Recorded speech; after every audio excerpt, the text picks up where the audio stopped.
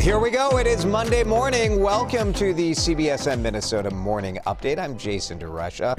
Glad to have you with us. My goodness, so much news over the last several days, and we continue to watch today to see what's going on in Washington, D.C. 2021. Woof. Here we go, right? All right, let's look at the weather. The weather has been so mild for winter. We've been, today we're going to be another 10 degrees above average. Yeah, 33 is the high. A little bit of sun peeking out today, which will be nice.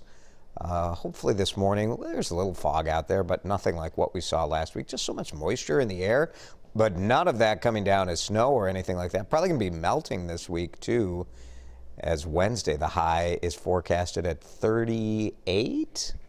Yeah, so here we go. I mean, it is awesome to be able to get outside and enjoy skiing or sledding or ice skating. I went with Christian Cordero for a beer in Minneapolis on Saturday. And I will say like 22, I think it was 22. That was cold to stand in line for 90 minutes to try to get onto a patio. But what are you going to do? It is winter and you try to enjoy it. Let's talk about this. Obviously, there are many more important issues going on around the country today. But starting off the week, this has been a bit of a talker. Vice President-elect Kamala Harris is on the cover of Vogue magazine's February issue. And when you're on the cover of a magazine, typically there's a bit of a photo approval process. So you agree to pose for the cover, and it's Vogue. It's not like the, Star Tribune where they put whatever photo they want in. This is what Vogue selected. You see Madam Vice President.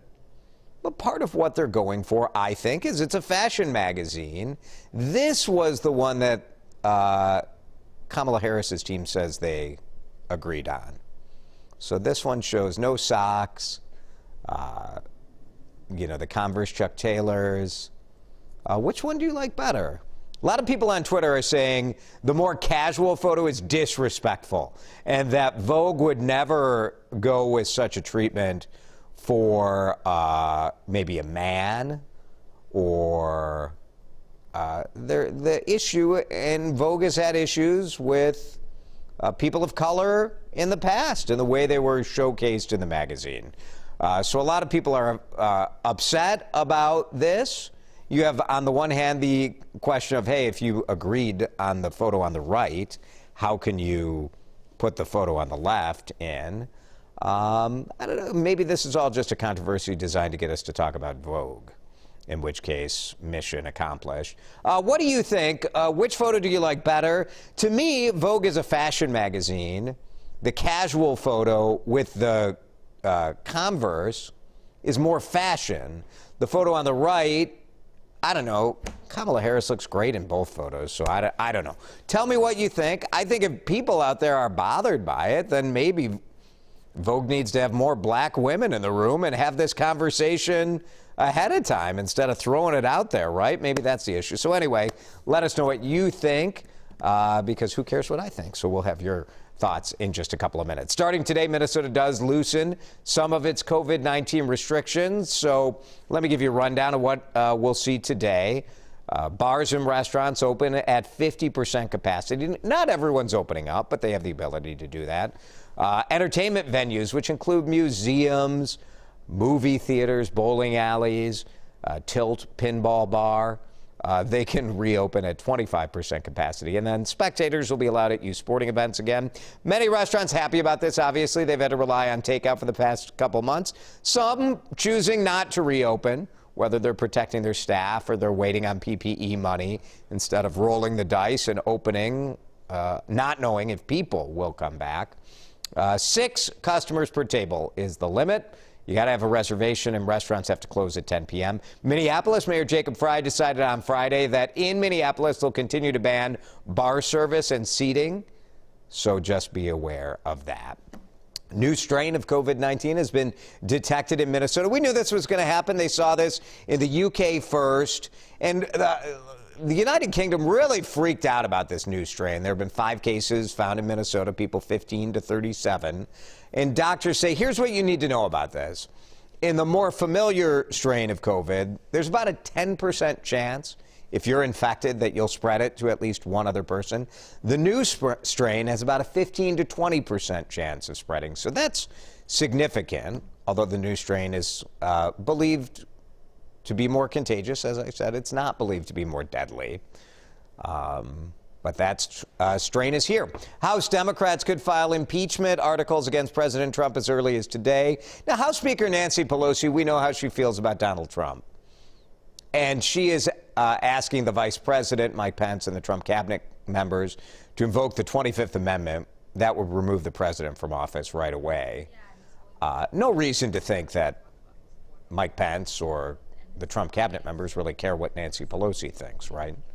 So she says she will begin impeachment efforts perhaps as soon as today. Minnesota Congresswoman Ilhan Omar, she drafted 2 impeachment articles, one involving the president's phone calls to Georgia officials over the election and the other involving the riot. It's been 2 years since a brave Wisconsin teenager saved herself after a man kidnapped her and held her captive for 88 days. One of the most incredible stories of bravery that I've ever covered in 20-some years of journalism. Jamie Kloss, 13 years old, Barron, Wisconsin. She escaped the home of her captor 2 years ago yesterday. She found a stranger who helped her get to safety. Jamie now lives with her aunt, who posted on Facebook, "They're taking life day by day." She wrote, "Jamie's enjoying dance, school activities, many other things. She's surrounded by lots of loved ones." So important because her parents, of course, were both murdered. The post went on to say, "Always remember to take the time to tell your loved ones you love them." Jake Patterson pleaded guilty to this whole thing, the kidnapping, to killing Jamie's parents. He's serving a life sentence in prison. We all are Jamie Kloss's family. We cheer for her. And is just seeing an update that she's doing all right makes me feel good. Customers are helping a beloved Twin Cities tailor. This story stinks, right? Thieves pushed up her retirement plans. Here's Anna's Tailoring in the Nokomis neighborhood of South Minneapolis, down there for 25 years. On Wednesday, 2 people robbed the store, stole her car. Anna said, "I'm out." She's retiring early. Her customers feel awful about the whole thing, and they're trying to help send her off in style. It was so upsetting to hear, and I just wanted to give the community a way to be able to support her. So we set this up on Friday, and the outpouring of support has just been unbelievable, and I think that's just a testament to how great a person she was and the impact that she had on so many people here. If you'd like to help Anna, we have a link to her GoFundMe at WCCO.com. All right, how do you not love this? Maybe we can all come together cheering for this incredible woman who grew up in Afton, Minnesota, the first American ever to win the Tour de Ski. Olympic gold medalist Jessie Diggins just destroyed her competition, finished 1 minute 24 seconds ahead of the closest competitor in Italy yesterday. Jessie Diggins, 29 years old, first American to win that. Yeah. Celebrate. We celebrate with you. Congratulations. A lot of people talking about this morning. Were you a Sex and the City fan? It's back. Of course it is. All the old shows being revived, right? HBO Max is going to follow Carrie, Charlotte, and Miranda, just 3 of the 4 as they navigate love and friendship in their 50s. Sarah Jessica Parker posted this teaser video with the caption, "I couldn't help but wonder, where are they now?" 10 episodes, assuming COVID gets under control in LA, right? There's no movie or film production going on right now. Hoping to start this in late spring. Kim Cattrall has had a falling out with Sarah Jessica Parker. So Samantha is out, not returning. It kind of stinks, right? I feel like you need all 4. But I think fans are going to be happy with just the 3 of them. Let's talk about Kamala Harris's Vogue cover controversy. I want to show you the photos again. You know, this is Vogue. It's not Newsweek. But when you agree and work it out, and as someone who's been on many covers,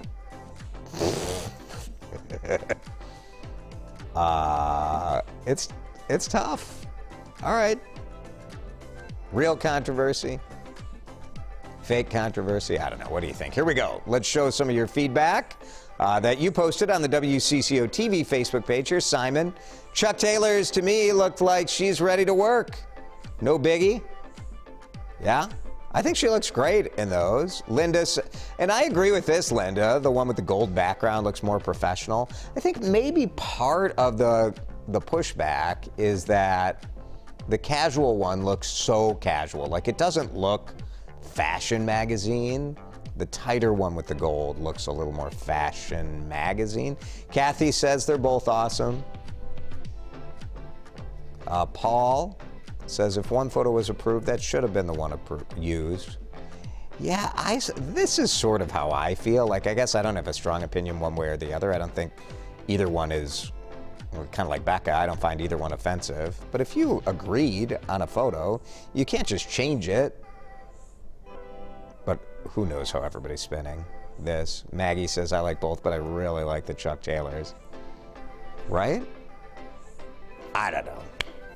It's something to argue about that maybe takes your mind off some of the stuff going on all over the country right now as we continue to follow it. Thanks for hanging out with us on the CBSN Minnesota Morning Update. We'll be back here again tomorrow, sharing your thoughts and updating you as to what's going on around our state and our country. Thanks for watching, everybody.